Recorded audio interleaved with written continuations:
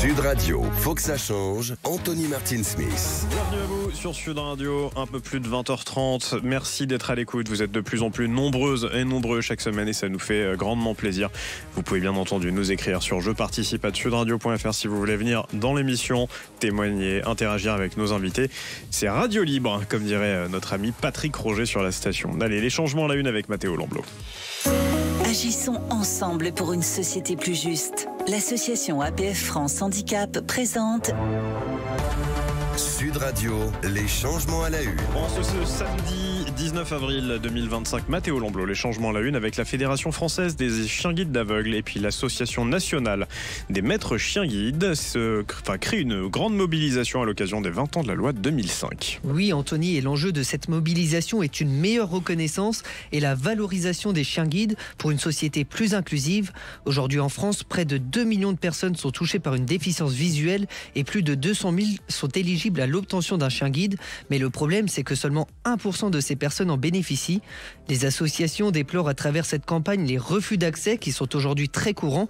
Vous êtes d'ailleurs bien placé pour le savoir, Anthony. Mais aussi l'insuffisance de la prestation de compensation du handicap aide animalière fixée à 50 € par mois qui n'a pas été revalorisée depuis sa création en 2005. Elle demande aussi la reconnaissance légale des chiens guides. La quoi ? La reconnaissance légale des chiens guides. Je taquine, Mathéo Lamblot.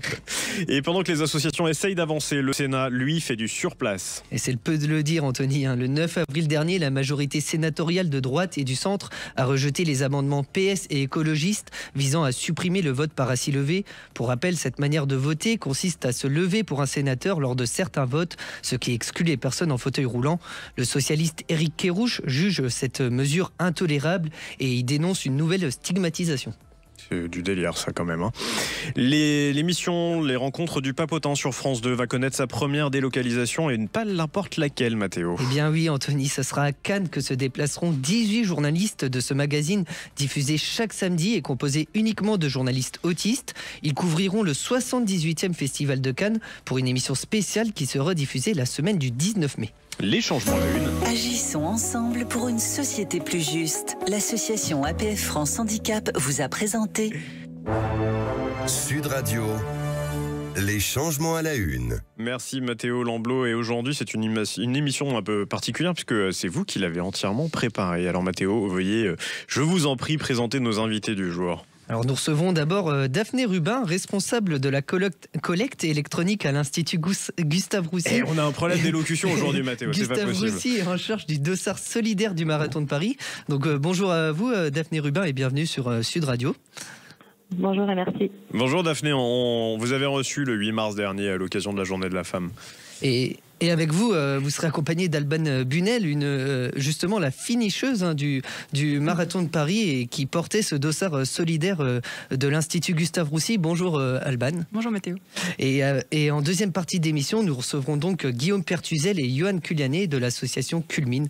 Guillaume Pertuzel, vous êtes ancien pompier professionnel, notamment vous étiez pompier de Paris et vous avez dédié votre vie au service des autres. Et après un grave accident de voiture qui a mis fin à votre carrière, vous êtes reconstruit et 10 ans plus tard, malgré les séquelles, vous relevez des défis sportifs. Donc bonjour à vous. Bonjour. Et avec vous, Johan Culianet, donc ancien footballeur professionnel. Culianès, je crois. Culianès, pardon, oui. Victime d'un accident dans une piscine qui vous a rendu tétraplégique. Et contre toute attente, vous avez retrouvé une certaine autonomie grâce à une rééducation acharnée. Et aujourd'hui, vous êtes conférencier, ambassadeur d'association et militant engagé pour le handicap et la protection de l'enfance. Donc bienvenue à vous, Johan. Bonsoir, Johan. Merci beaucoup. Bonjour. Bonsoir à tous. Merci à vous. Et puis alors, pardon, autour de la table, en chroniqueur aujourd'hui, vous êtes un fervent défenseur du sport. Vous êtes administrateur du think tank Sport et Citoyenneté. Yanis Bacha. On a vraiment un problème ce soir. Gros problème avec l'élocution aujourd'hui. Bonjour Anthony. Oui, comme quoi, c'est bien une émission pour les personnes en situation de handicap et on est les premiers concernés. Allez, on démarre sur le Marathon de Paris la semaine passée. Vous avez, le 8 mars dernier, Alban Bunel, vous êtes venu nous parler de votre engagement sous le dossard solidaire pour courir sous les couleurs de Gustave Roussy. Vous avez porté ce dossard pour collecter des fonds. Mathéo Lamblot le disait, vous avez fini finisher de de ce marathon. Vous l'avez terminé en combien de temps? En 4h37. Bravo. Et vous objectiviez combien? Une grosse fourchette entre 4h30 et 5h. Ouais, donc vous êtes encore un peu moins de la moitié de votre fourchette. C'est pas mal, bravo. Oui, merci. Mais les courbatures sont toujours là une semaine après. Ça fait pas encore une semaine et les courbatures redescendent heureusement. Bon. Daphné Rubin, moi je me tourne vers vous. Vous êtes responsable de la collecte électronique et puis des dossards solidaires pour Gustave Roussy. Ça a été une belle opération, si on en croit les chiffres. Plus de 110% à l'échelle globale du marathon pour la collecte. 2521 participants au total sur les dossards solidaires. Vous avez combien, vous, de dossards engagés, de coureuses et coureurs engagés à vos côtés sous vos couleurs?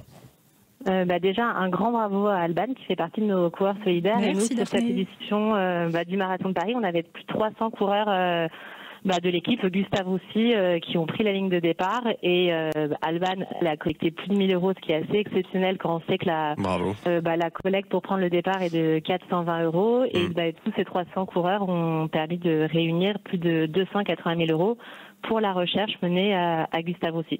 À quoi vont servir ces dons collectés grâce à vos coureuses et coureurs solidaires? Alors à Gustave Roussy, on porte une ambition qui est celle de guérir le cancer au XXIe siècle. Et du coup, tout cet argent permet de financer et d'offrir du temps de recherche. Donc on va pouvoir payer des salaires. Mais aussi acquérir de l'équipement de pointe et aussi attirer des talents de haut niveau en oncologie, tout ça dans le but de mieux soigner et mieux guérir le cancer au XXIe siècle. Alban Bunel, vous êtes aussi kinésithérapeute du sport et spécialisé en cancérologie féminine.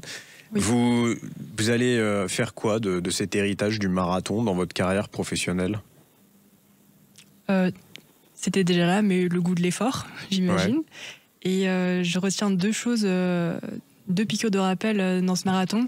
C'est déjà que le corps est capable de beaucoup de choses, beaucoup plus qu'on ne croit. Et deuxièmement, ce qui est complémentaire, c'est que le corps a aussi besoin de repos. Donc là, je suis en plein dedans. Ouais. Et 42 km, vous pensiez que vous pourriez les réaliser et le faire? Parce que vous parlez justement du goût de l'effort, du dépassement de soi. J'en ai jamais douté. Ouais. Bravo, en tous les cas. Daphné Rubin, quand vous avez des gens comme Alban Bunel qui, de sa profession, veut passer à un engagement solidaire comme ça, qu'est-ce que vous avez envie de dire à d'autres qui écouteraient Alban et qui auraient envie de venir courir sous vos couleurs?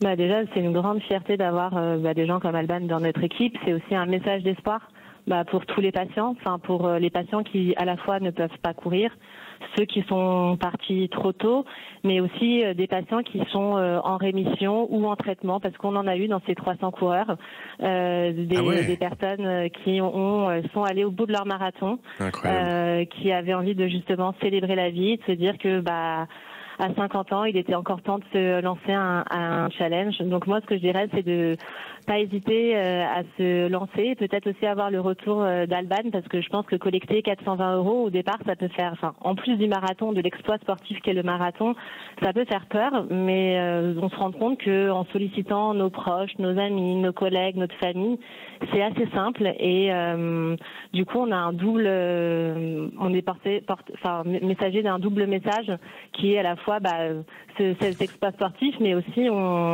on a tout le soutien de nos donateurs, nos contributeurs qui nous poussent aussi à aller jusqu'au bout. Comment on fait pour continuer de vous soutenir indépendamment de ces dossards solidaires, l'Institut Gustave Roussy?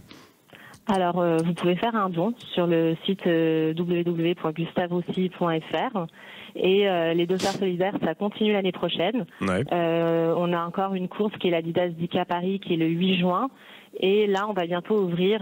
C'est combien de kilomètres ? 10 km. D'accord. Donc il y en a pour tous les niveaux et on va bientôt ouvrir les dossards solidaires pour le semi-marathon 2026. Ok. Semi-marathon de Paris. Alban Bunel, vous allez le faire? On verra. Yanis Bacha, vous, quand vous entendez ces témoignages de Daphné Rubin sur l'Institut Gustave Roussy et puis d'Alban Bunel, vous prenez espoir, vous avez espoir? Vous êtes vous-même en situation de handicap, je ne l'ai pas précisé parce que c'est pas très important, mais vous qui êtes investi dans le sport. Mais je trouve ça formidable et au-delà de ça, je voulais poser la question justement à Alban de savoir, En quoi courir un marathon et collecter de l'argent finalement pour l'Institut Gustave Roussy peut réellement changer votre vie? Ma vie personnelle? Ouais, ou votre vie en général? Plus de fierté? Non, il n'y a pas de... Enfin, peut-être une prise de confiance en mes capacités physiques ou... Et juste le bonheur de pouvoir donner de soi pour aider les autres et une cause collective est plus grande que soi. Parce que c'est justement ça aussi qui est beau, c'est cette capacité justement à se dire, je pense, le fameux mur justement pour les marathoniens, au niveau du 30e kilomètre, on sent que ça va être compliqué. Peut-être que de penser justement à ses passions, à la cause, ça peut redonner ce regain d'effort et de pulsion de vie pour y arriver. On en reparle juste après la pub sur Sud Radio. Vous bougez pas, merci beaucoup.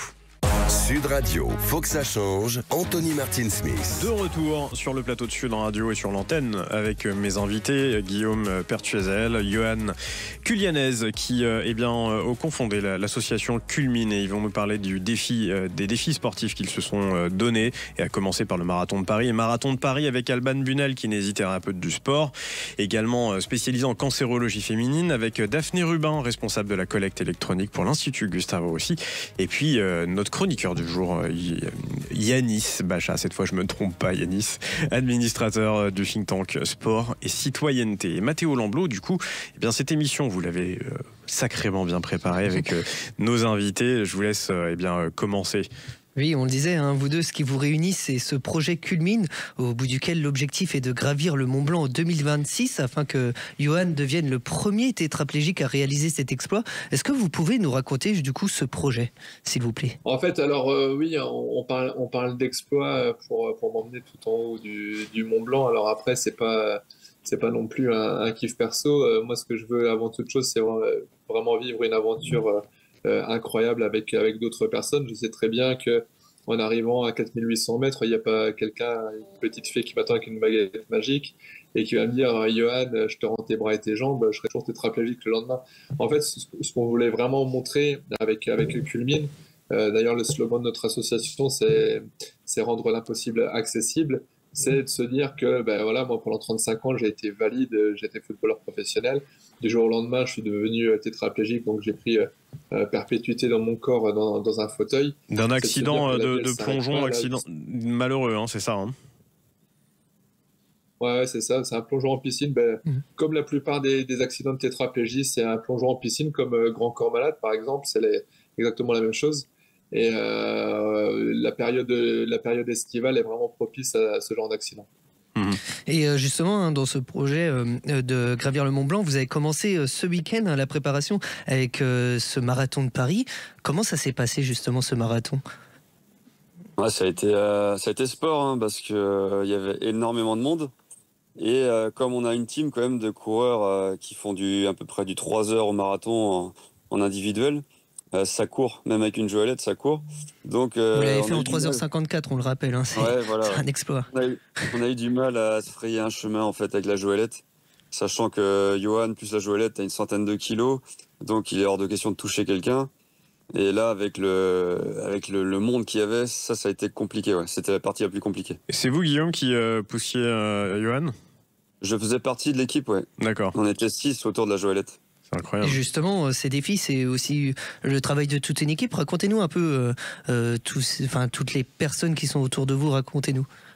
Écoutez, en fait, là, c'était une partie de la team qui va être avec nous pour le Mont Blanc. Donc, c'est des coureurs, des porteurs.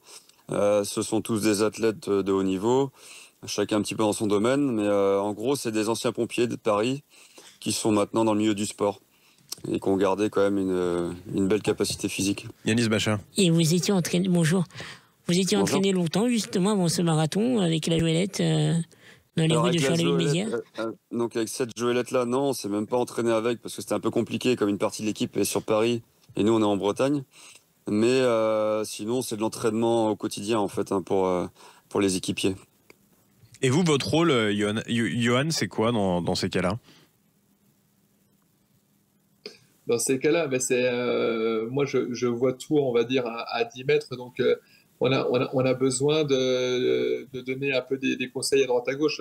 Ouvrir à droite, ouvrir à gauche, attention, quand il y a un trou, quand il y a des pavés. Moi je suis focus en fait sur le chemin. Et c'est vrai que tout l'aide que je peux apporter, parce que voilà, je reste malgré tout spectateur, hein, donc c'est un vrai travail d'équipe. Ouais, enfin, vous êtes acteur aussi, c'est-à-dire que si vous prenez quelqu'un ou quelque chose, vous êtes en première ligne. Ah ouais, clairement, ouais. Ouais, donc c'est là où quand même la difficulté et le travail d'équipe nécessaire. Je présume que vous, Guillaume, quand vous courez avec les collègues, vous voyez pas forcément dans les choses que Johan, lui, peut voir à son niveau. Non, on voit pas les choses que Johan voit, et puis on ressent pas les choses comme Johan peut les ressentir. Ouais. Il y a quand même pas mal de stress aussi pour lui, parce que ça va surtout vite. Sur les bosses, j'imagine. Ouais, sur les bosses, sur les pavés, sur le dénivelé. Ouais. Johan, c'est un perpétuel combat pour lui aussi de rester un petit peu droit dans la joëlette. J'imagine. Donc il sort épuisé comme nous du marathon, quoi. C'est incroyable, en tout cas, bravo. Alors, vous, Alban Bunel, est-ce que vous avez vu des coureurs comme ça, comme Johan et Guillaume, qui bien ont couru avec... Oui. Ouais, je crois que j'en ai croisé 3 et j'ai fait une observation que parfois les pieds n'étaient pas calés et les orteils étaient vraiment à quelques centimètres du sol. Et je me suis dit, si jamais il y a une bosse ou quoi et que les orteils heurtent, ça peut vraiment créer un accident. Je sais pas du coup comment ça se passe en réalité pour vous, mais... Ah, ça se passe comment, messieurs ? Nous, les pieds étaient attachés. Ok. Ouais. Non, ça on a fait attention, c'est vrai. Mais très près du sol, non ? Non. Non, ok. Non. Ils sont quand même prudents, apparemment. Daphné Rubin, vous avez eu des coureurs solidaires et coureuses solidaires, justement, qui étaient dans le cas de Guillaume et Johan ? Oui, tout à fait. On avait une équipe d'une vingtaine de coureurs parce qu'on peut courir en équipe ce type d'épreuve. Et du coup, ils poussaient 2 joëlettes. Et l'idée, le message qu'ils délivraient, c'était de courir pour ceux qui ne pouvaient pas courir. C'est génial. Combien on a de médailles à la fin, messieurs ? Il y en a que pour Johan ou chacun en a une ? Si vous êtes finisher. Non, on a tous récupéré une médaille, ouais. Ah, ça doit être hyper gratifiant. Et alors, du coup, c'est un peu comme une course de relais. Et quand il y en a un qui est épuisé, le collègue prend le relais, c'est ça ? Ouais, c'est ça, ouais. C'est génial. On se met à 2 à pousser dans les parties qui montent. Ouais. Mais sinon, en règle générale, c'est un seul gars derrière et on tourne comme ça en relais. Alors, vous parlez des parties qui montent, mais les parties qui descendent doivent être tout aussi complexes à gérer pour retenir... Ouais, là, c'était une joëlette à 3 roues qu'on avait, donc qui est vraiment faite pour la route. Et donc là, on est derrière, on a un frein à disque, comme sur un vélo. J'ai lu que vous visiez le Mont Blanc bientôt. Oui. Alors, c'était pour juin 2026. C'était un apéro, le marathon de Paris. Oui, c'est ça, c'est un apéro. Ouais. Là, c'est complètement différent. Le Mont Blanc, c'est une très grosse logistique. On sera une trentaine en tout. Il faut pas mal de porteurs. Il faut aussi beaucoup de gars de la sécurité pour équiper les voies. Et une joëlette, ça va être un prototype qu'on va sortir. Oui, donc pour la conception de la joëlette, on travaille directement avec le centre de rééducation de Kerpap en Bretagne. On habite à une quinzaine de kilomètres et on est en contact avec eux pour justement dessiner ce prototype et le rendre le plus léger possible. Parce que c'est vrai qu'une joëlette, c'est entre 20 et 30 kilos avec le siège. Et donc, plus moi dessus, ça fait une bonne centaine de kilos. Donc, pour la route, ça va, ça peut rouler avec les 3 roues. Mais en montagne, il faut vraiment être le plus léger possible. Et malgré tout, il y aura une roue, mais avec des clous, pour ne pas glisser. Une grande histoire de copains et d'amis que vous avez entre vous. Parce que j'imagine, Johan, qu'il faut sacrément faire confiance à Guillaume et à ceux qui sont autour pour mettre votre vie entre ses mains et entre les leurs. D'autant plus que moi, je suis pas un petit célibataire. Je suis marié avec 4 enfants, donc forcément, j'ai pas envie de mettre ma vie en péril. Et c'est vrai que quand Guillaume m'a proposé cette tentative d'ascension, je lui ai dit ok, il y a une possibilité que je vois un peu comment ça se passe. Il dit non, parce que ça s'est jamais fait. Et j'ai dit et pourquoi ça s'est jamais fait? Pourquoi c'est le premier fou à avoir cette idée-là? Il me dit parce que d'un point de vue technique et logistique, c'est vraiment quelque chose de très compliqué. Il va falloir qu'on s'entoure des meilleurs. Et c'est vrai que quand on a mis tout sur la table là, j'ai dit ok. Donc on a vraiment œuvré au niveau de cette logistique-là, avec des personnes de confiance, comme vous dites. Là, on va avoir quand même 8 anciens pompiers de Paris, 2 forces commando. On va avoir un staff médical qui va être pour surveiller et mon état de santé et celui des porteurs. Donc avec des médecins sportifs. Tout à fait. Ouais. Et messieurs, outre ce défi sportif, vous dites aussi vouloir sensibiliser le public aux enjeux du handicap et de l'inclusion. Est-ce que vous pensez justement que les personnes en situation de handicap ne sont pas reconnues à leur juste valeur aujourd'hui ? Non, tout simplement, là, on va prendre l'exemple de la Joëlette sur le marathon. Les Joëlettes sont normalement dans le sas de 4h30. Là, j'avais quand même, je vais pas dire une équipe de Kenyans, mais des personnes qui courent le marathon en 3 heures de temps. Donc, si vous avez, c'est un peu comme si vous mettiez une Ferrari dans un embouteillage, c'est la même chose. Les gars, s'ils peuvent pas courir à leur vitesse, c'est juste impossible. Et donc là, ça n'a même pas été prévu. Quand on voit qu'à Rome, par exemple, sur le marathon de Rome, les Joëlettes partent en premier. C'est beaucoup plus facile de doubler une Joëlette qu'une Joëlette de doubler et de faire écarter la foule. Donc là, c'est là où on voit vraiment les limites du handicap. Pourquoi ne pas y penser en amont ? C'est beaucoup plus simple. Avant que l'émission ne se termine, je voudrais juste déjà vous remercier d'être là toutes et tous, Alban Bunel, Daphné Rubin, Guillaume Pertuizel et puis Yoann Culianez. Demain, c'est un grand jour quand même pour vous encore. Un autre défi supplémentaire, vous partez sur une nouvelle course. Guillaume ? Oui, c'est ça, ouais. Tout à fait. On part sur l'Irox au Grand Palais, qui va être un événement majeur en France de ce type de compétition. Alors pourquoi on a choisi ça ? Parce que dans notre préparation générale, c'est top. On travaille le cardio, on travaille la musculation générale du corps. Et puis surtout, c'est une des premières grosses compétitions où Andy et Valide peuvent travailler ensemble sur la même compétition. Ouais. Et ça, c'est génial. Et il y a aussi une étape au mois de juillet où vous allez faire une association test, c'est ça, au Mont-Blanc ? Alors au mois de juillet, on va une semaine avec l'équipe des porteurs pour vraiment s'acclimater et puis travailler le technique. Et au mois de septembre, on va monter le Grand Paradis avec Yoann en Joëlette. C'est un sommet qui fait à peu près 4000 mètres en Italie. D'accord. Merci beaucoup, messieurs. Eh bien, merci à vous d'être à l'écoute de Sud Radio. Merci Alban Bunel, vous êtes kinésithérapeute du sport spécialisé en cancérologie féminine. Merci Daphné Rubin, vous êtes en charge de la collecte électronique pour l'Institut Gustave Roussy. Puis merci messieurs, Guillaume Pertuizel et puis Yoann Culianez. Nous vous souhaitons évidemment bon courage pour votre course demain matin. Mathéo Lamblot à la semaine prochaine. Yanis Bacha, vous êtes administrateur du think tank Sport et Citoyenneté. Je vous remercie d'avoir été chroniqueur dans l'émission aujourd'hui. Et puis vous bougez pas sur Sud Radio parce que désormais c'est place au rugby avec Toulon-Clermont juste après la pub et après les infos avec Alexandre Priam et son équipe.